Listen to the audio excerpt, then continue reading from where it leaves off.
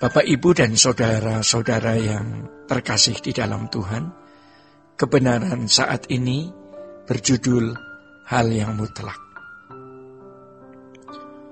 Firman Tuhan jelas mengatakan kepada kita sejak di Perjanjian yang Lama, bahwa Allah yang kudus menghendaki umatnya kudus sesuai dengan standar Allah. Bagi umat Perjanjian Lama, standarnya adalah 10 hukum Tuhan atau Taurat yang harus mereka penuhi, mereka patuhi. Tetapi standar Perjanjian Baru, kesucian yang harus dimiliki orang percaya adalah Yesus anak tunggal Bapa, Tuhan Yesus Kristus. Alkitab jelas menulis di dalam 2 Korintus 6, 17-28 yang mengatakan demikian, keluarlah kamu dari antara mereka, jangan menyentuh apa yang najis. Maka aku akan menerima kamu sebagai anak-anakku, laki-laki, dan anak-anakku perempuan. Di dalam surat 1 Tesalonika pasal 4 ayat 7 tertulis bahwa kita dipanggil bukan untuk melakukan apa yang cemar, melainkan apa yang kudus. Di dalam 1 Petrus 1 ayat 16 dan 17 jelas mengatakan bahwa kita harus kudus seperti Allah yang adalah kesucian. Alkitab jelas mengatakan dalam kitab Matius 5 ayat 8, tanpa kesucian tidak seorang pun melihat Allah. Jadi kesucian adalah hal yang mutlak. Tetapi hal ini sudah jarang diperdengarkan. Mengapa? Yang pertama, karena sistematika teologi yang meleset. Kehidupan Kristiani yang harus dijalani diganti dengan rumusan-rumusan sistematika teologi, doktrin, atau dogma. Di antaranya tentang jalan keselamatan. Salahnya atau kelirunya menjelaskan kalimat keselamatan bukan karena perbuatan baik. Keselamatan memang bukan karena perbuatan baik, tetapi karena anugerah Allah, inisiatif Allah, yang adalah bukan manusia baik secara, atau bukan manusia baik karena tidak seorang manusia pun baik jika dilihat dari standar kesucian Allah. Allah memberikannya secara cuma-cuma, bukan berdasarkan jasa kebaikan manusia, tetapi justru anugerah itu diberikan supaya manusia bisa hidup sesuai dengan yang dikehendaki Allah.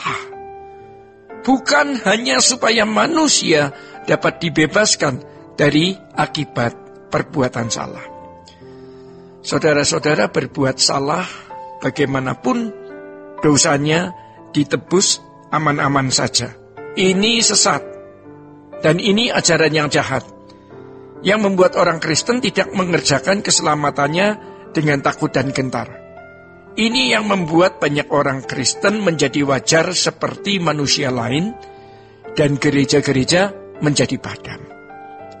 Contoh jelas, gereja-gereja di Barat, di Eropa, yang tadinya menjadi pusat pengutus dan para misionaris ke Indonesia.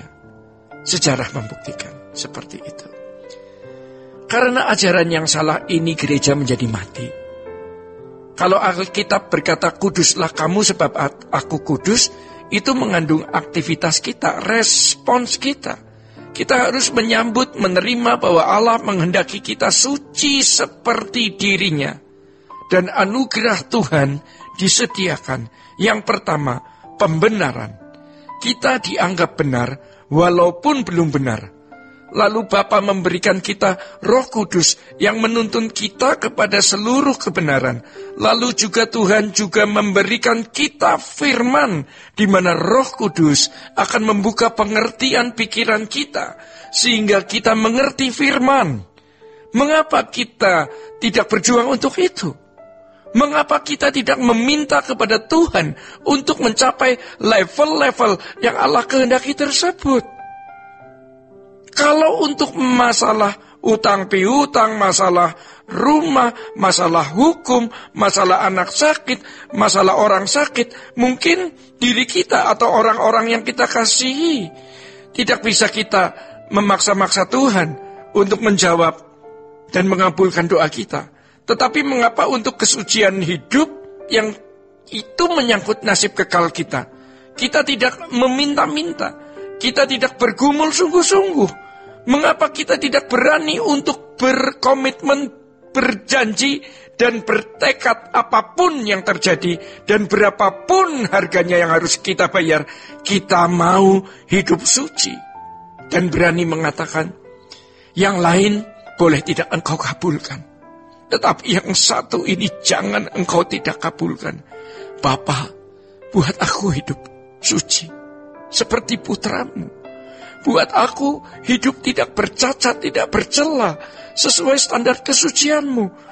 Buat aku menjadi anak kesukaan Bapa. Yang kedua, melihat kenyataan adanya kekurangan dan kelemahan yang masih ada di dalam diri kita, dan jejak rekam kita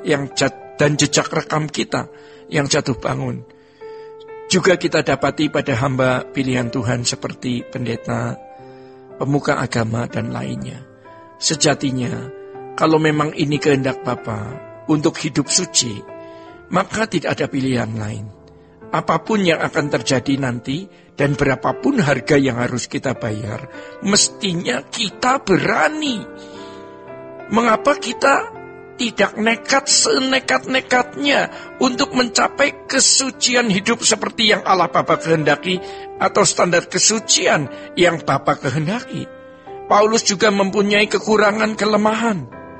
Dia mengatakan dalam suratnya kepada jemaat Roma, aku tahu apa yang baik, tetapi yang jahat yang aku lakukan.